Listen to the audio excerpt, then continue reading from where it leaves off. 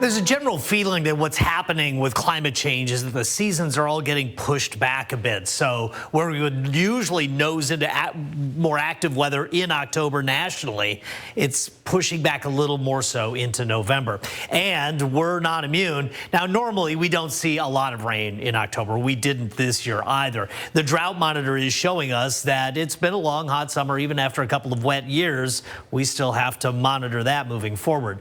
Speaking about moving forward, how about falling back? We've got to turn the clocks back at 2 a.m. on Sunday. And remember to change the batteries in those smoke detectors, or anything you would do once a year. If you need a reminder, tomorrow's not a bad day. I should say 2 a.m.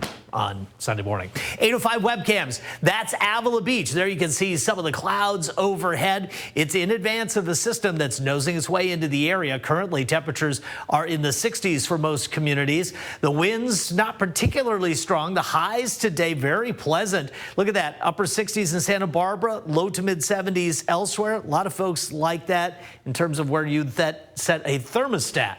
Okay, here you can see the cloud cover beginning to race into the area. Area of low pressure is going to track to the north, so it's not particularly close, but there's some fairly good upper level dynamics with the system.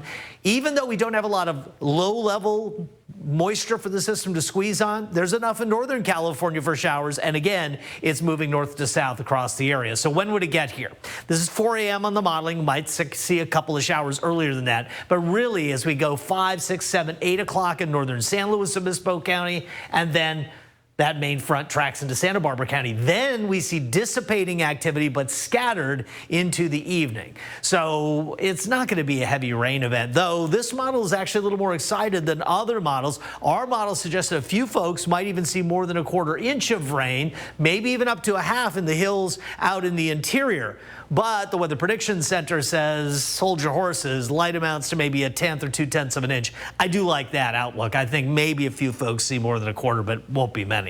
Nationally, cold in the north, warm in the south, and there isn't a whole lot of activity going on. We will have to watch the deeper extended forecast in the Gulf of Mexico. There's a possible hurricane potential down there yet again that's being watched by the Hurricane Center and shows up on the modeling as well. So here you can see our system skating through the area on Saturday. Sunday, Monday, Tuesday, Wednesday all look pretty good. The thing next week is going to be the winds picking up. Temperatures will perk up as a result. Now, what's interesting, the extended models, I keep saying that this window from the 7th to say the 11th or 12th is something to watch.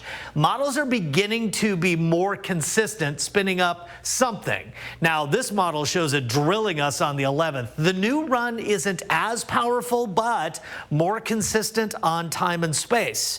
So again, somewhere right around the 10th, 11th, 12th, we could see anywhere from light amounts to maybe an inch or inch and a half of rain.